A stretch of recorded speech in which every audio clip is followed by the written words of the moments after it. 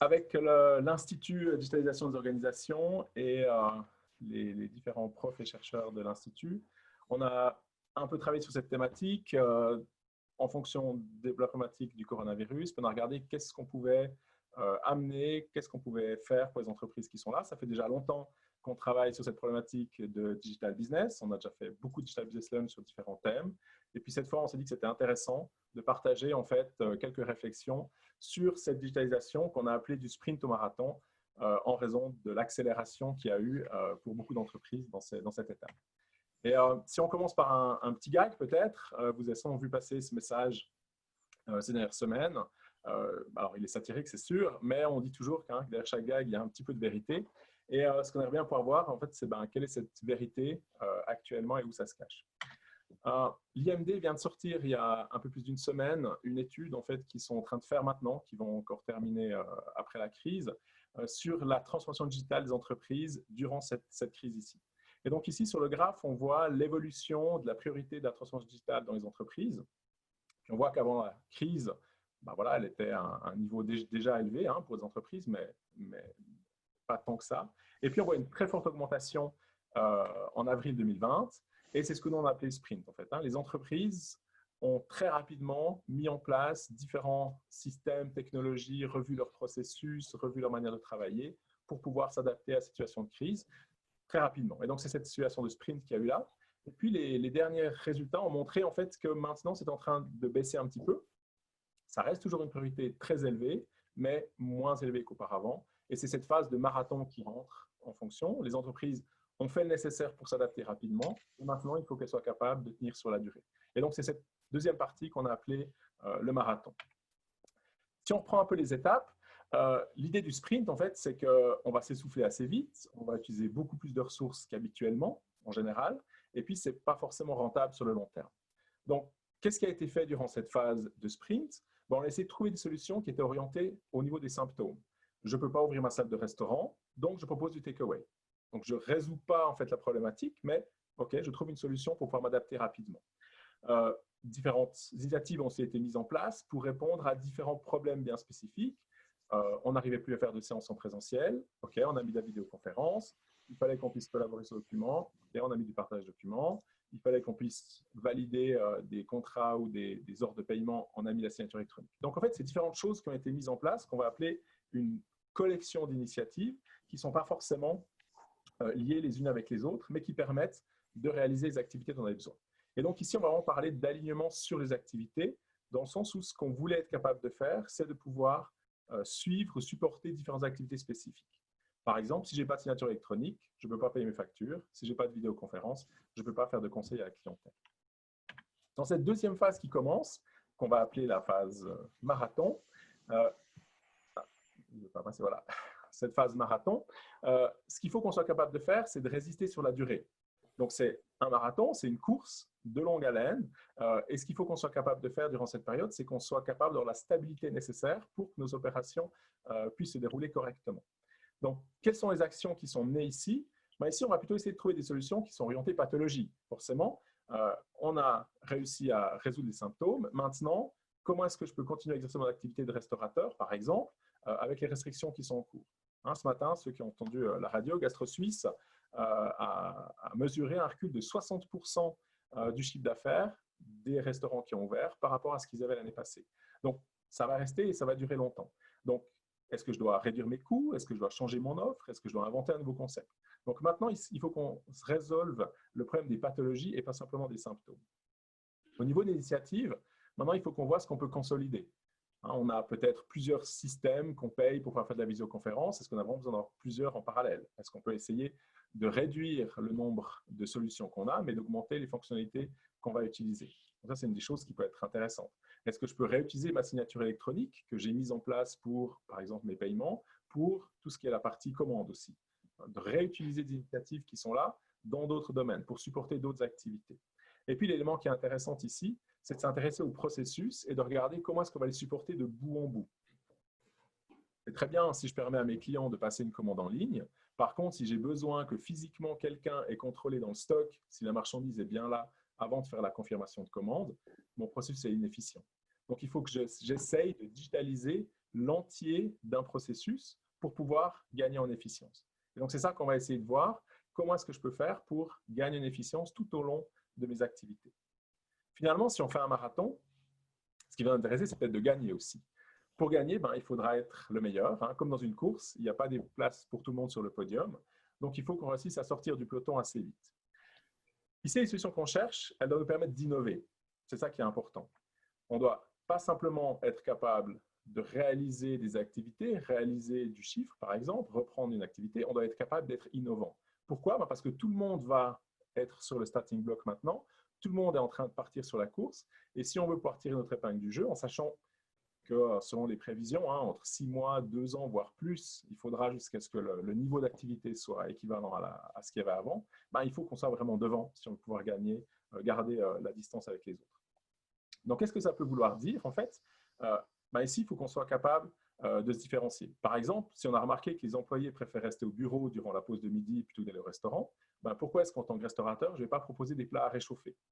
Donc, je change carrément mon modèle. Je ne veux pas les avoir en salle, je ne veux pas qu'ils viennent les chercher, je leur permets à eux de le chauffer à distance. Donc, ça change aussi ma logistique. Par contre, je peux utiliser mon infrastructure. Donc, c'est ce genre de choses-là qu'il faut qu'on essaye d'imaginer. Comment j'utilise ce que j'ai déjà, mon personnel, mon infrastructure, etc., pour proposer des produits et des services qui puissent être consommés peut-être différemment de ce qu'il y avait avant en raison des restrictions qu'il y a. Au niveau d'initiative, il faut essayer de les intégrer maintenant. Est-ce que je peux directement appeler un client en vidéoconférence à partir de mon logiciel de CRM, de gestion des contacts, saisir ma commande et lui faire parvenir la validation directement pendant la visioconférence? C'est ça qu'on aimerait essayer d'atteindre maintenant, que les processus soient le plus uniforme possible et qu'il y ait le moins d'aspérité, si on peut dire ça comme ça. Au niveau des différentes initiatives qu'on veut pouvoir faire, il faudra les aligner sur la stratégie. Alors, on va voir après avec Maria, elle va nous présenter ce que ça veut dire, cet alignement stratégique. Mais l'idée, en fait, c'est que plus nos processus, plus les éléments qu'on a mis en place ou nos digitalisations sont liés à notre stratégie d'entreprise, plus on va pouvoir bénéficier de cette digitalisation. Alors, comment ça se passe maintenant pour les entreprises? Durant la crise, on a retrouvé à peu près 3 grandes catégories d'entreprises. Il y a des secteurs qui sont retrouvés dans les losers, un peu malgré eux. Du jour au lendemain, ils n'ont plus de revenus. Cinéma, théâtre, bar, restaurant, etc. De l'autre côté, on a eu des winners qui, de nouveau, un peu malgré eux, se sont retrouvés dans les vainqueurs, la vente en ligne, le streamer, le on-demand, les pharma, la distribution, etc. Donc, ces 2 secteurs-là, finalement, ils ne peuvent pas grand-chose. Ce n'était pas de chance d'être une entreprise qui fait de la restauration ou du cinéma en période de crise. Par contre, c'était beaucoup de chance de faire de la vente en ligne ou de faire des solutions de paiement. Et ce qui est intéressant, en fait, c'est que, indépendamment du secteur, de la taille d'entreprise, on va se retrouver des deux côtés. Si on prend dans le secteur technologie, on parlait de ces licornes, les grandes entreprises, typiquement, on utilise Zoom maintenant. Avant la crise, Zoom avait beaucoup de problèmes à se trouver une place de marché, ils n'étaient pas très, très grands, etc. Ils ont explosé grâce à la crise. Par contre, si on prend Airbnb, qui avant la crise était vraiment un acteur poids lourd qui faisait peur à l'industrie entière de l'hôtellerie, posait des problèmes dans les villes, etc., ils se retrouvent dans les losers tout d'un coup. Donc, voilà, cette différence entre loser-winner, elle n'est pas forcément liée aux gens, aux compétences des entreprises, mais plutôt à leur secteur d'activité. Et puis au milieu, il y a les indécis. Et les indécis, en fait, c'est ceux qui peuvent tomber d'un côté ou de l'autre en fonction du marathon qu'elles vont faire. Et donc, on va faire un petit sondage. C'est juste illustratif. Vous pouvez maintenant voter pour nous dire, en fait, si vous êtes plutôt dans les losers, dans votre industrie, dans les winners ou plutôt dans les indécis. Alors, vous avez un sondage qui vient de s'afficher et puis vous pouvez, c'est anonyme, ça n'engage pas grand-chose, nous dire où vous pensez que vous vous situez actuellement dans votre entreprise. On va laisser quelques secondes pour permettre à tout le monde de voter.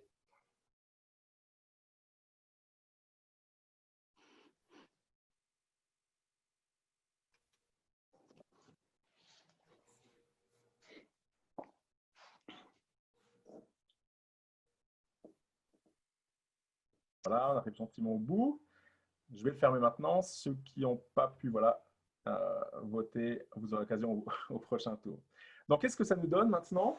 On a une majorité d'entreprises qui sont dans les indécis, ce qui est logique, en fait, en l'occurrence.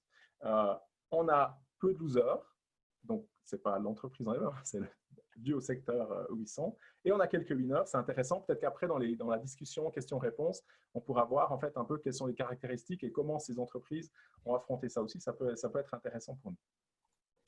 Donc, si on reprend notre sélection, il faut que je revienne. Maintenant, ce qui nous intéresse, en fait, c'est de savoir qu'est-ce qu'on va faire avec ce marathon.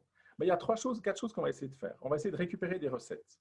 Ce qu'il faut maintenant, c'est qu'on soit capable de retrouver des sources de revenus qui peuvent être les mêmes qu'avant ou des nouvelles sources de revenus. Il faudra qu'on fasse des campagnes ciblées pour conquérir des clients, par exemple, développer une expérience client qui est axée sur la santé et sécurité accrue. On voit de plus en plus ces messages qui sont communiqués. Ajuster les prix, les promotions en fonction des nouvelles données, réaffecter certaines dépenses, requalifier des forces de vente pour supporter la vente à distance, peut-être faire des possibilités de paiement flexible pour permettre aux gens d'acquérir vos produits ou de numériser sur un canal. Donc, il y a plein de choses qu'on peut faire pour récupérer des recettes. Donc, ça, c'est un des éléments qui est important.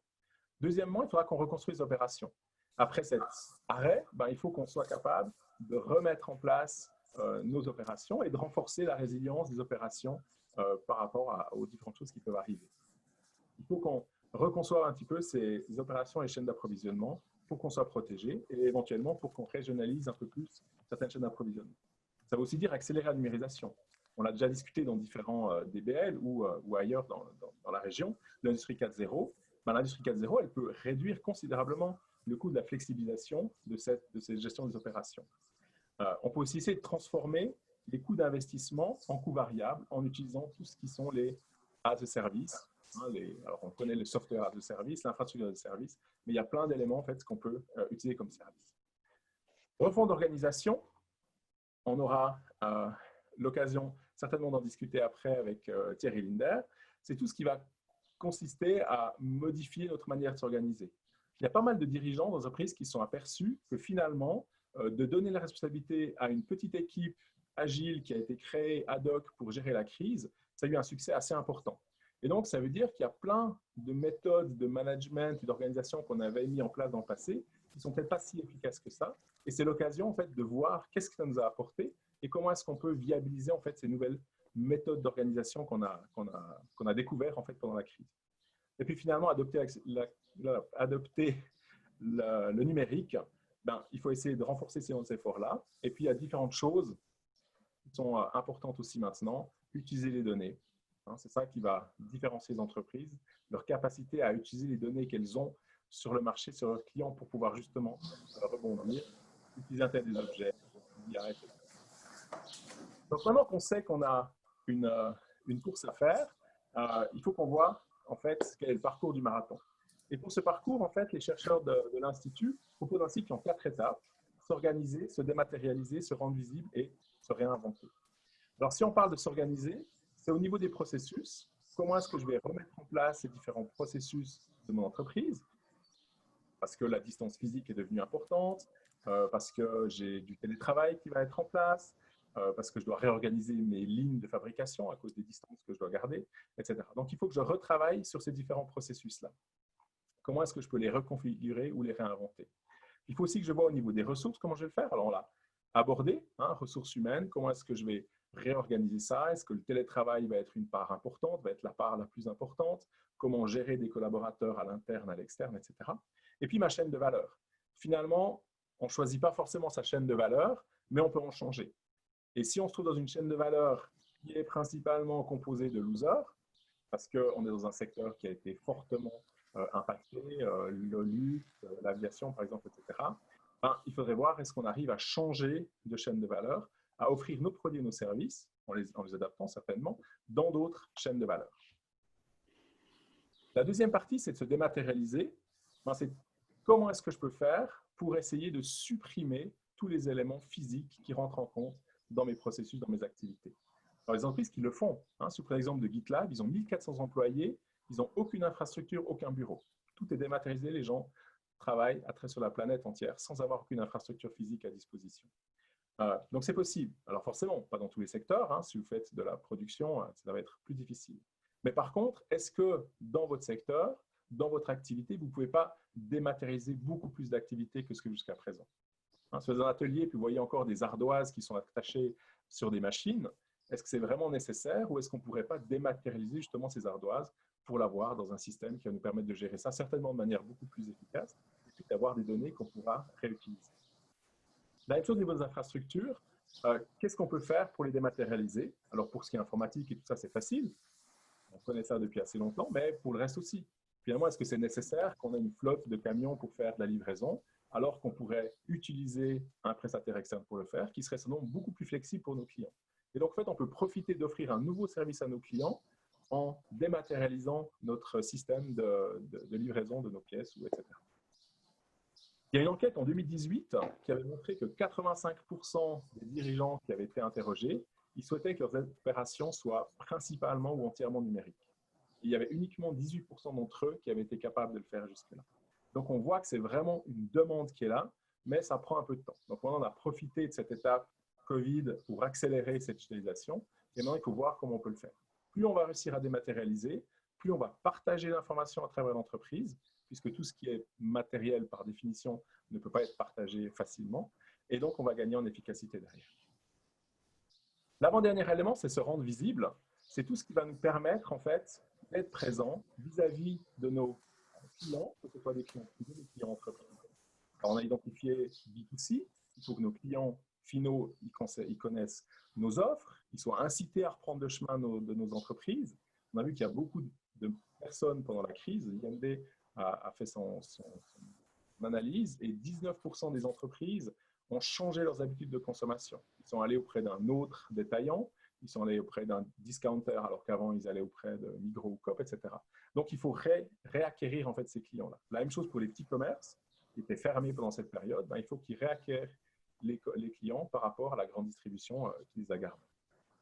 Au niveau B2B, c'est le problème de la chaîne de valeur. Si on se trouve dans une mauvaise chaîne de valeur, il faut qu'on arrive à se rendre visible auprès des autres acteurs d'autres chaînes de valeur pour pouvoir intégrer en fait d'autres écosystèmes. C'est maintenant que c'est important de faire ce pas pour être dans un écosystème qui va faire partie des winners et pas un qui va rester chez les losers. De nouveau, ce n'est pas un problème de l'entreprise, c'est un problème du secteur dans lequel on est. Finalement, les plateformes, il faut en profiter. On va entendre juste après Fabien Zanaro qui va nous parler de son initiative de plateforme pour les clients, donc pour les entreprises locales qui peuvent atteindre les clients. Mais il y a aussi des plateformes qui vont permettre aux entreprises d'atteindre d'autres entreprises, que ce soit pour des pièces de rechange pour des machines, des fournitures, etc. C'est le moment en fait d'intégrer ces plateformes. Ça vous donne en fait une visibilité que vous ne pouvez pas avoir si vous êtes séparé de ces différents écosystèmes. Finalement, se réinventer, ça veut dire travailler sur sa proposition de valeur, travailler sur son business model. Proposition de valeur, c'est-à-dire qu'est-ce que je vais changer dans mon produit, dans mon service, quel nouveau produit ou service je vais offrir en fait à mes employés. Donc, on a entendu, selon les différentes études, qu'il faudra entre 6 mois et 2 ans pour revenir au niveau d'activité d'avant la crise. Donc, ce n'est pas possible pour une entreprise d'attendre 2 ans pour récupérer son chiffre d'affaires. Et donc, il faut vraiment être capable de se réinventer ici derrière. On organise avec Basellara pas mal de workshops sur cette thématique. Donc, si ça vous intéresse, restez ouvert à voir quand ça va passer. Mais l'idée de cette proposition de valeur, value proposition, en fait, c'est vraiment d'offrir un nouveau produit, un nouveau service à un nouveau client ou à un nouveau segment de client ou un segment existant. Comment est-ce que je peux le faire? La même chose, réinventer le business model, ça veut dire qu'on va modifier la manière dont on va le faire, en utilisant plus de partenaires, en utilisant d'autres partenaires, en outsourçant une partie des activités, en modifiant nos canaux, en modifiant nos partenaires, etc. Par exemple, avec le e-commerce, ou le takeaway, c'est des choses qui ont été mises en place en fait pour changer de canaux. Mais on peut aussi offrir des produits ou services différents d'une même infrastructure. Par exemple, des désinfectants qui ont été fabriqués sur des chaînes de fabrication pour du parfum. On peut aussi offrir des mêmes services ou produits avec des infrastructures différentes, comme tous les sites de e-commerce qui ont été utilisés des entrepôts externes durant la crise ou qui ont dû faire appel à des forces externes pour pouvoir supporter leur activité.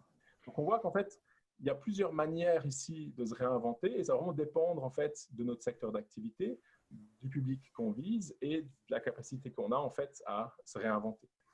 Dans Forbes, il y a cet article-là, il dit qu'on aura 5 années d'innovation dans les 18 prochains mois. Donc ça va aller très très vite, principalement parce que le choc a été grand pour tout le monde et tout le monde va essayer d'être en tête de ce marathon-là et donc il y a beaucoup d'entreprises qui vont se réinventer sur cette période. Finalement, la technologie, c'est un moteur de valeur essentiel et pas une fonction de soutien. Et ça, c'est vraiment la partie qui est intéressante ici. L'accent, maintenant, il doit être vraiment mis sur la valeur qu'on va pouvoir créer de ces systèmes-là, et notamment la valeur qui va s'étendre aux données, aux analyses qu'on va pouvoir faire avec. Hein, jamais auparavant, on a eu autant besoin de données précises et actuelles que maintenant pendant ce marathon-là. Alors, on va vite faire un deuxième sondage où je vais vous proposer d'identifier en fait quels sont maintenant dans ce marathon les cycles sur lesquels vous allez travailler en premier. Vous pouvez répondre à plusieurs réponses en parallèle. Ah non. Est-ce que vous, maintenant, l'accent, il va être sur se réorganiser, se dématérialiser, se rendre visible ou se réinventer? Je vous laisse voter et pendant ce temps-là, on va avoir un dernier résultat de l'analyse de l'IMD qui a analysé en fait la performance des entreprises en fonction de l'exploitation qu'ils font des technologies numériques. Et donc, cette performance, elle est mesurée par rapport aux autres entreprises, par rapport à la résilience durant la crise actuelle. Et donc, on voit sur le graphe clairement que plus les technologies numériques sont exploitées au sein des entreprises, plus les entreprises sont performantes. Donc, c'est vraiment ce qui ressort de là. Et étonnamment, c'est exactement les mêmes résultats qu'il y avait déjà en 2008, en fait, au sortir de la crise, où les entreprises qui avaient le plus utilisé les technologies au sortir de crise sont celles qui ont eu la plus grande progression dans les années qui ont suivi la crise de 2008. Si on regarde où on en est au niveau du sondage, voilà, donc on voit qu'on est dans se réorganiser. On va dire que c'est le début, hein, c'est la phase où on va retravailler en fait sur notre organisation et puis après on sera capable de monter étape par étape dans les différents cycles qu'il y a là. Maintenant, on va voir avec Maria comment on s'assure que les technologies numériques elles soient effectivement utilisées pour créer de la valeur pour l'entreprise. Merci Cédric. Je te laisserai peut-être effectivement partager les slides de ton côté. Emma, je te ferai un signe. Donc bonjour à tout le monde. Je ne vais pas faire long au vu du timing qui reste, d'autant plus que le message a été dit à un moment donné. Pour moi, les deux mots-clés, le mot-clé, c'est l'alignement qui doit être fait. Et puis le message que j'aimerais passer, c'est avec qui on le fait et par rapport à quoi on le fait exactement. Donc dans cette première image qu'on voit ici, le message a déjà été dit au vu de ce lien entre la partie métier et la partie IT. Il y a d'autant plus le côté métier qui va pousser l'IT on va dire, à mettre des nouvelles technologies en place, mais il y a également ces nouvelles technologies qui vont pouvoir ouvrir en fait des horizons par rapport à des métiers qui vont changer, comme ça a été dit justement quelques fois. Le message dans cette slide-là, c'est principalement de ramener à cette notion des personnes en fait, qui sont dans cette thématique d'alignement. Donc, c'est les personnes de la partie métier et les personnes de la partie IT. D'où un peu l'image du tandem qu'on voit ici.